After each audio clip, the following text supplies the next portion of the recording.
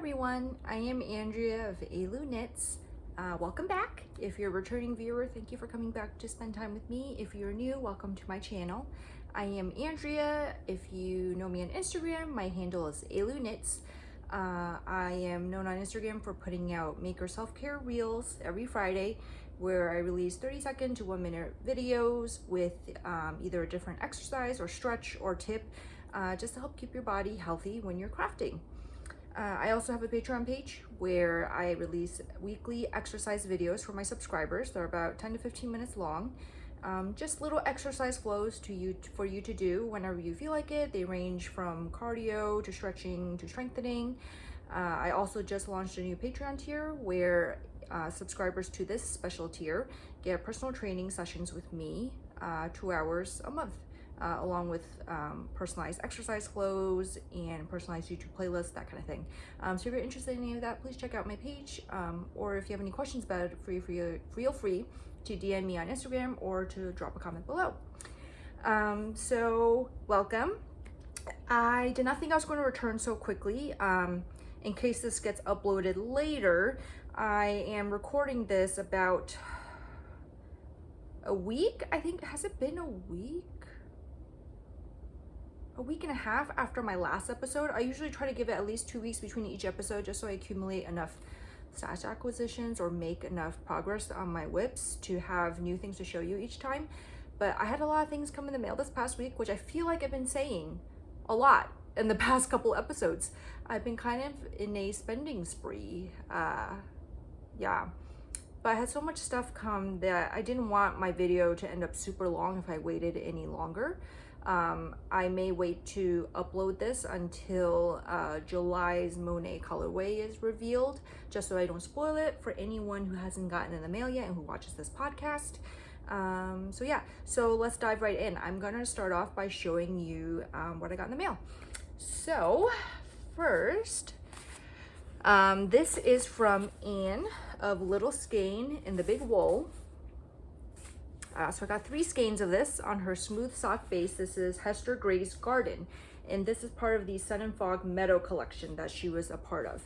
And so if you don't know who Anne is, she is Little Skein Anne on Instagram. She also has a pretty active Ravelry group. I actually found her, I think, through Ravelry like years ago, and she does subscription boxes, and you can either do one that is I think it's a Beatrix Potter box, and the other one is a Anne of Green Gables box. And I love Anne of Green Gables. It is my absolute favorite series of all time. I first read it when I was in 3rd grade, and I still have the same set that I got from Costco at that age, and it's gone everywhere with me, from when we moved to Taipei, all the way back to the States, to when I went to college, to when I moved out of my house and got married, all the way down here to Texas. And I've had the same copies of the whole series ever since. I do a reread every couple years. I haven't done it recently just because of my kids and I've just been busy, but I do plan on doing it sometime soon. But Anne does a subscription box where she dyes colorways up, I think it's like every 2 months, based off of something from Anne of Green Gables. So this is one of them, and she happened to add it to the Sun and Fog Meadow collection. And this is Hester Gray's Garden.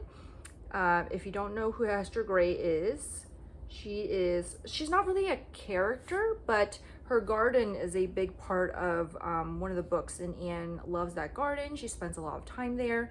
But yeah, you can see this is kind of like a grayish purpley base, and it's got I guess kind of speckles, like some green weaving throughout, but then speckles of blue and green and orange, kind of a little bit of rusty orange going throughout. It's really pretty. And the labels, the belly bands on these are really nice because these belly bands actually have seeds in them. So they're biodegradable, and Anne says you can plant them in the ground, like I think just like this, plant them and wildflowers will grow. And I think that's really neat. It's a really, I feel like a sustainable way, I guess, of labeling your yarn. Anyway, it's really special. So I'm really excited to finally try out some of Anne's yarn. I also got some more yarn. So I mentioned in the last episode that I joined the collective at Woolberry. So Woolberry has a collective program where once a month she releases 2 exclusive colorways for the collective members, and you pay $40 a month. You get a free skein of yarn with that. You get 10% off all your purchases. You get free shipping with the collective skein of yarn, and you get access to all these other goodies and stuff, extras that she pops up in her shop. I think there are things ranging from like tea blends to candles to what were some of the things that I saw for this month? I think there was like a mug, a bunch of other fun little goodies. So I joined the collective, and for, what month was this for? July's colorway? Yes, July. The 2 colorways were the Secret Garden, this pale pink tonal, Secret Garden, and this is on worsted, and I got a sweater quantity. I'm planning to make another, now I can remember the pattern name. It's the Andrea Mowry pattern. Weekender, that's what it's called. I'm planning to make another Weekender, all up in this color. I think it'll be really cute, really cozy, especially in this pale blush colorway. And then the other colorway was Enchanted Forest. And it's this dark foresty green. It's got burgundy running throughout it. And I got 2 of these on fingering weight. And I'm gonna make a tee of some sort. It's a very fall color, but you know, I like layering my clothes, and especially living in Texas where it's hot most of the year, layers are really important. So I'm planning on making a short sleeve tee with these that I can wear underneath a cardigan, or a jacket in the fall, even the winter here, honestly, especially because I run really hot in my body temperature. But yeah, I am so happy with these, and I can't wait whenever I get them in to show you August's colorways. I mean, if you want to see them, they're not like surprises, like they're on her Instagram, so you can go look. But there's this beautiful gold and this beautiful variegated like orange, reddish, goldish color too. And of course I got both. But I'm really excited to show you those when those come in too. Yeah, I don't usually join clubs, but I think I'm going to be really happy with the collective club. And of course, you know, I joined the Monet club that Red Pansy has been doing all year, and I absolutely love this one. And speaking of that, next up is July's Monet colorway. And so this one is based on the painting Water Lilies. And look how beautiful it is. It is the painting on yarn. Absolutely beautiful. Oh God, and look, there's navy speckles going on in here. It's just like, I cannot believe how well she nailed the colors from the painting. Like, it is unbelievable. It is so beautiful, you guys. This is one of my absolute favorites. I can't wait to knit it up. I'm actually recording this podcast a little earlier than I planned, partially because I am itching to cast on my top with these as usual. But I love to show off yarn in their skein forms. I think there's just something so beautiful about the way they look in their skeins. And I wanted to show it to you guys in a skein form. I want to cast it on too. So now that I've shown you, after I record this, I'm probably going to go wind these up and cast on tonight. And I don't know if I mentioned before, I probably haven't, but what I'm planning to make with these is the Calamity crop top by Winter Sweater Knits. So yeah, I'm really excited. These are so beautiful. I just had a moment where I panicked a little bit when they came in yesterday, where I thought, oh my goodness, did I pick the right top? Like, I was like, I'm gonna feel so devastated if this top wasn't the best fit for these. I'm gonna feel like it was, I mean, I can always frog and restart, but it would have felt like it was a waste of time. And you know, I definitely want the pattern for these yarns to do it justice. I think Calamity will be a perfect fit. Enough texture in the body, but not so much that it distracts from the beauty of the yarn. But yeah, I love it. Kelly, once again, you did a fantastic job. You absolutely blew me away. I mean, look at this section right here. Is it focusing?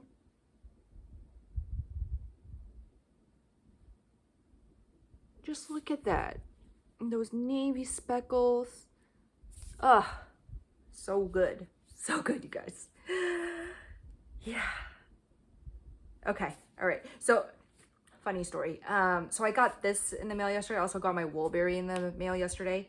And earlier in the day, I had filmed a whole stretching video for my Patreon channel, and I was feeling really loose and just relaxed afterwards. And then I went and got the mail, and then when I opened these, I felt like my heart was palpitating in the best way possible, but like I was like excited and thrilled and inspired, and I was just like, I want to cast on all the things now. I'm telling you guys, the cast-on-itis is real bad over here. It is real bad, but I am holding back. I'm holding back because I'm holding back, and I'll tell you why when I get to my whips, I guess, if I remember to talk about it. But yeah, so much good yarn. I'm so happy with all the yarn I've gotten recently, all the stashes, all the hauls I've gotten. I cannot wait to knit them up. I wish I had more arms so I could knit faster. Yeah, anyway. Okay, so the other things I've gotten a couple of stitch marker sets and some earrings. So first, my Hello Lavender pre-order for the In the Wild collection got here. This is, whoop, turn that around. This is Karma Chameleon. Swear, I cannot get this thing to focus. Let's see, maybe if I no, okay. Sorry, y'all. Anyway, this is Karma Chameleons. You see there's this, it's got a slight texture to it. It's not a ton of texture. I'm actually a very tactile person. I think I've mentioned this before, but I really like to like touch things. And so I don't mind like kind of rough things sometimes. If anything, sometimes it soothes me. But this is like actually not that rough, not as rough as it looks. Yeah, but it's so pretty. I love that little accent ones are like kind of not they're like little, they're not just the teardrop shape. They've got like slight angles to them too. It's really special, and I really love it, Reshma. Yeah, this was part of the Into the Wild collection collaboration that she did with Allie of Explore Knits, and I showed you that yarn that I got from her maybe 2 episodes ago. So yeah, so I got those. I can't wait to use them. I was also good and resisted opening them up because I really wanted to show them to you guys in, you know, their package form, because I think they're really beautiful this way. So I resisted, you know, cutting the thread and using them right away, but now I will. And I also got stitch markers from Gabriella Treminio from Gabriella Makes. I love the way she packages them too. She's got this beautiful wax seal on the boxes. So Gabriella, like I mentioned almost every episode, is a good friend of mine, local in Austin. And she's threatened to cut me off from purchasing in her shop because I don't seem to have a lot of self-control when it comes to her shop. I begged her not to. I told her, if you do, I will just Venmo you money and I'll just show up at your house and just take whatever I want. That might work out to be a better deal for me. But hold on. This looks like I got stuck a little. There we go. Okay. So I got these stitch markers from her shop. So first there's this one. I hope it's showing up. And then there's 3 accent, and they all, I mean, I don't think I can hold, well, can I hold all 3? I might be able to. Yeah. Look how cute they are. They're super cute. Anyway, yeah. So I got those stitch markers, and then she, being super sneaky and a really generous friend, she snuck an extra stitch marker in there. I opened the box and I was like, I didn't order this. It's beautiful. But yeah, I mean, if you don't know Gabriella or if you don't follow her, she's an excellent person. She's super generous to her friends, and I mean, I think to everyone really. So thank you, Gabriella. I'm thinking about saving this maybe for a giveaway for when I hit 4,000 followers. Yeah, so I might save it for that, just to, you know, pass on the generosity that I've been given. And then the last thing I got was I'd done her earring pre-order from several weeks ago, and those came in this week too.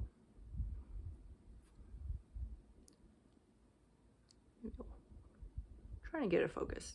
Can you see that? There's like little baby's breath flowers in there, and they're resin, and the resin is kind of glittery and gold.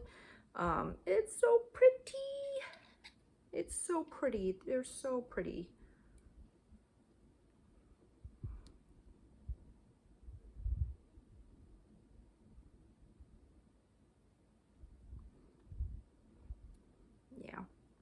I actually was gonna wear them today, but then I can't show them to you very well without mashing my face completely up in the camera, which no one wants to see that.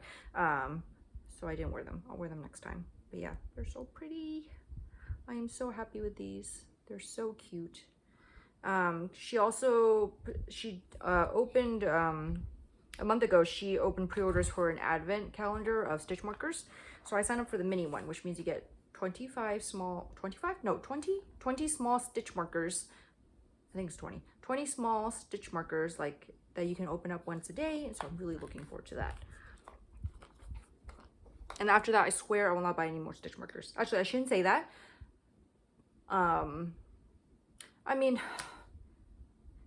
I really don't need any more stitch markers, but I love them. I love to collect them. I love that they're little tiny pieces of works of art that are functional. I love supporting the makers who make them. So, I mean, I know, so Aro of Aro Knits and Pearls announced last week that she's going on a yarn fast until our trip to Portland in February. Yeah, newsflash, I'm going to. I haven't booked my ticket yet, but I'm going to. So if you're going to be a roasted yarn crawl, I'll hopefully see you there too. And so she announced she's going on a yarn diet until February. I'm not as brave or optimistic as her. Plus, you know, I have my monthly collective yarn, my monthly Monet yarn, so like I don't know if that really counts. But I know myself a little too well, so I'm not going to declare any sort of diet or of anything.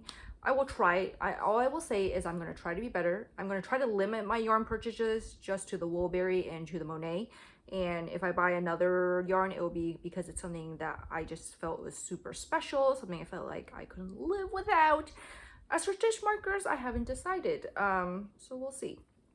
Anyway, so that is everything I got in the mail since last episode. I hope you enjoyed seeing all of that. I'm enjoying seeing all of it laid out in front of me too. And so let's move on to FOs. So I have one FO to show you this week, and it is my Bobbi pullover. It is a test knit for Gabriella. Ta-da! It's so pretty. It's so cute. I will insert a photo here of me wearing it. I also have some other FO shots that I will put out on release day. I'm really excited with those. I'm really trying really hard to up my photography game and to just take really nice looking photos with nice backgrounds instead of just, you know, just me in my bedroom or me against a blank wall. It'll be easier once it's cool enough to wear something knit outside in Austin. Right now, I mean, like I die of sweat inside my own house. So we are not there yet. And the only reason I'm not wearing the Bobbi tee right now to show you is because I would like die. I would die of heat exhaustion. You would watch me have a heat stroke on camera. And you know, it's DK weight. It is short sleeve, but it is DK weight, so it's, you know, heavier. This is Mountain Laurel Fiber Company in Nutcracker Suite. Actually, the color is kind of similar to the Secret Garden. Yeah, Secret Garden. Yeah, similar. You can see it's got baubles all over. Short sleeve tee. I did knit it to the true crop, so this hits me right at my navel. So it's a true crop. It is probably my first true crop. All my other cropped tops I have lengthened by like an inch or so. But this one I decided just, you know, not to do that. And I really like it. I'm gonna wear with like, you know, high-waisted pants or skirts or with a dress underneath,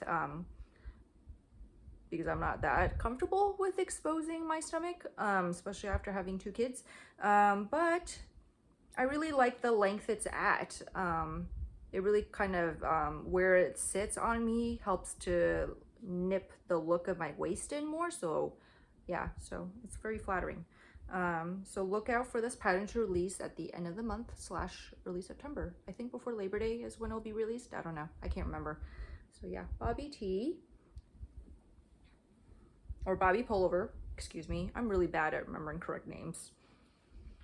And so that's the only FO I have. But I made a lot of progress on whips too. So the first whip I'm going to show you my progress on is the Rift pullover for my husband. I got the body done. I think last time I said I was hoping to like have the back done, but yeah, I you know, I knit my fingers off. I did a lot of knitting this week, a lot of knitting, And so the body is done. I had made him try it on. It fits him really well. Holding it up, I was like, this looks like it's too big. And I kind of stressed over it. I did throw in the dryer when it was damp for a couple minutes to shrink it a little bit.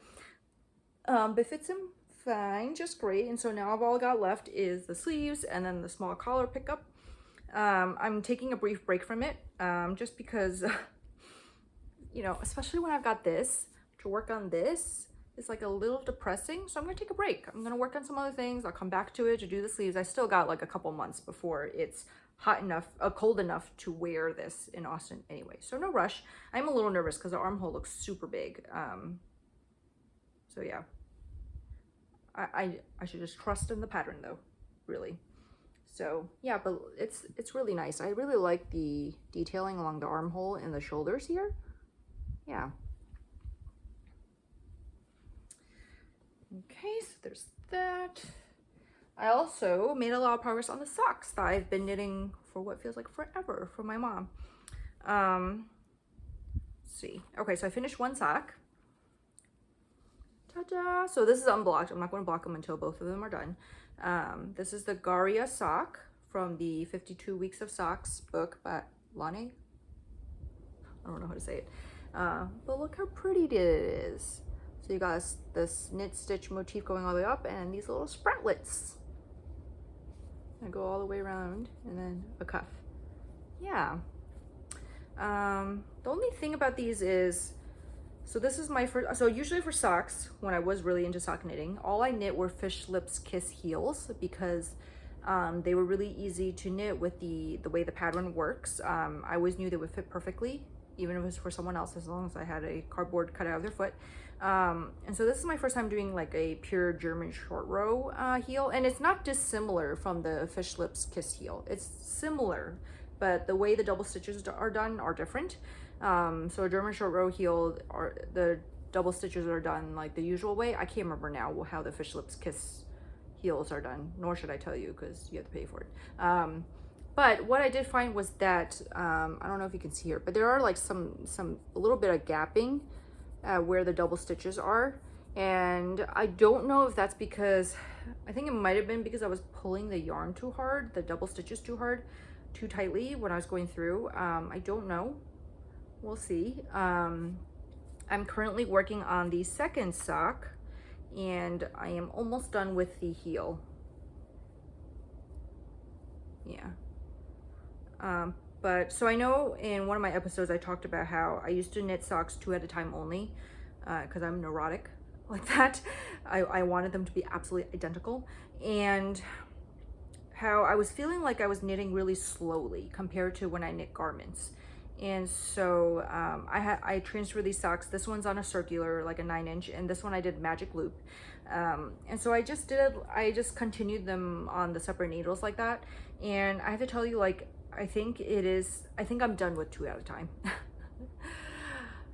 I think it does feel too slow to me to fiddle with the needle so much. I think either circulars from now on or magic loop only and 1 at a time.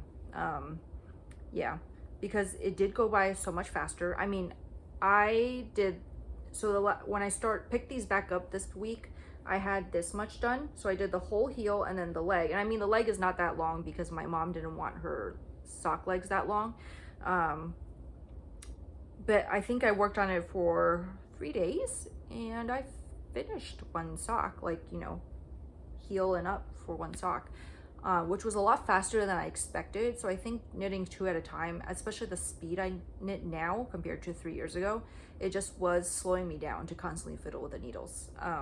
So yeah, I don't know how I feel about it. I think for a long time, knitting socks 2 at a time felt like something that I identified a lot with. It was kind of like I don't know. I'm not sure. So yeah, so maybe there'll be more sock knitting in my future, because I did purchase Summer Lee's shorty sock set that she came out with recently. So maybe there'll be more sock knitting in my future. We'll see, maybe when my whole Monet project is over with. Yeah, so there's that. And then I also wanted to show you my summer Sorrel tee. So if you follow me on Instagram, you might have seen that last week I posted a story asking for people's opinions about pooling. I'll post that picture here so you can see. There was a section where there's the yarn was just starting to pool, and I wasn't alternating skeins. I was just knitting one skein, but started to pool and it looked like it had a huge like oil slick in one spot, and it was in like the front. If it wasn't on the back, I probably wouldn't have cared so much, but it was in the front, and it was enough that I was like I don't really love the look of that. I think it'll be enough that I won't want to wear it that much. So I ripped it out. I ripped, I think, like 2 inches of stockinette, 2 to 3 inches of stockinette out, which was a little painful to do. But now I am, so I didn't alternate, I am alternating skeins, but not the traditional way. I don't have 2 balls. I'm actually just alternating from the inside of the ball versus the outside of the ball, if that makes sense. So I'll show you. So I got my ball here. So I got 2 strands coming, one from the outside ball, one from the inside. And I'm just alternating every other row, and that seems to be working up really well right now to prevent any huge pooling. So let me show you what it looks like now.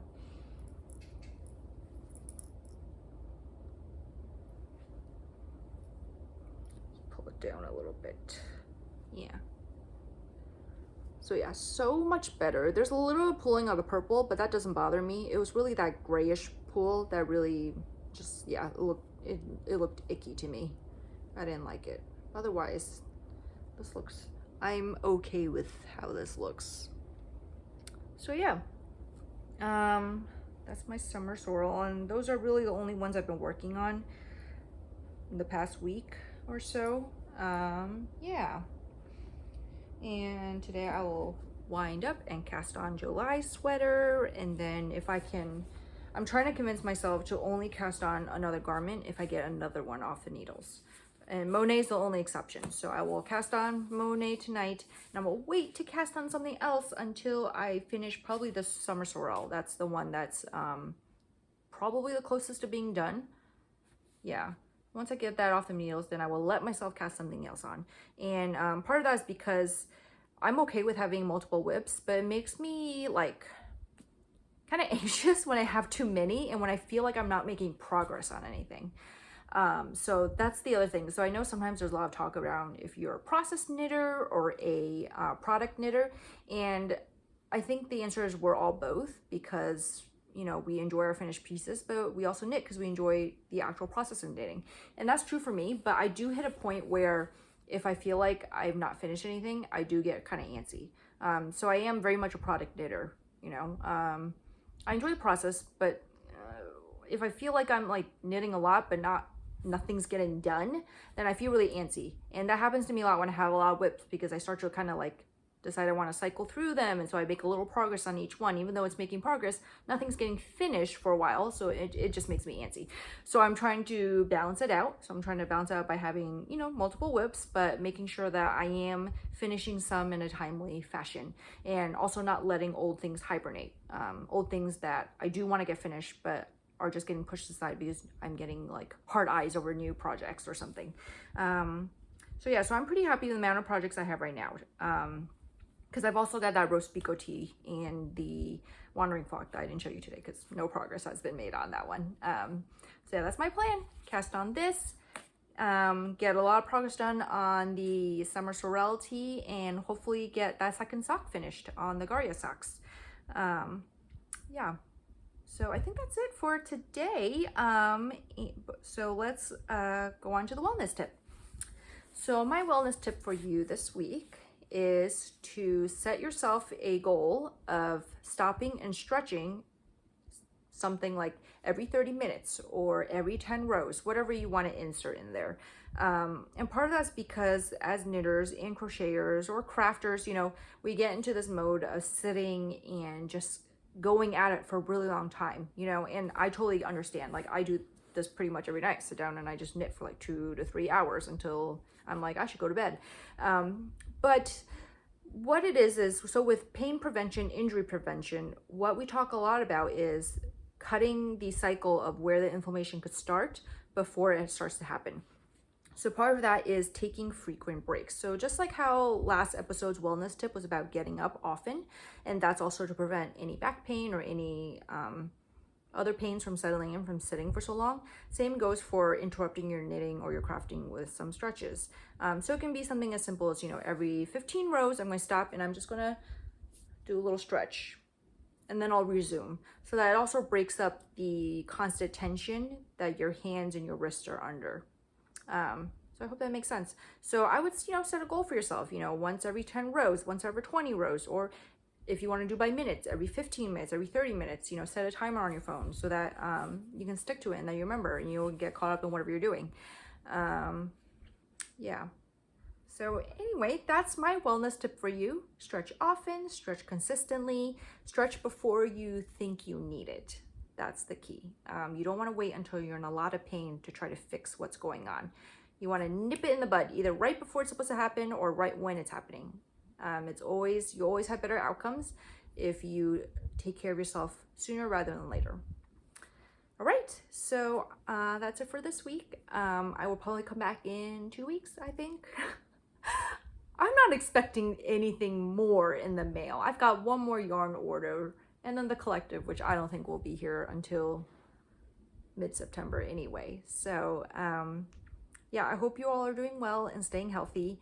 My daughter is starting kindergarten in a week and a half, and I am really nervous about it because she'll be going to public school where masks won't be mandated or required, and I am pretty sure she'll be good and wear her mask because she's been going to a daycare where they're very strict about wearing masks and about keeping them safe and healthy, and hopefully that good habit will stick with her.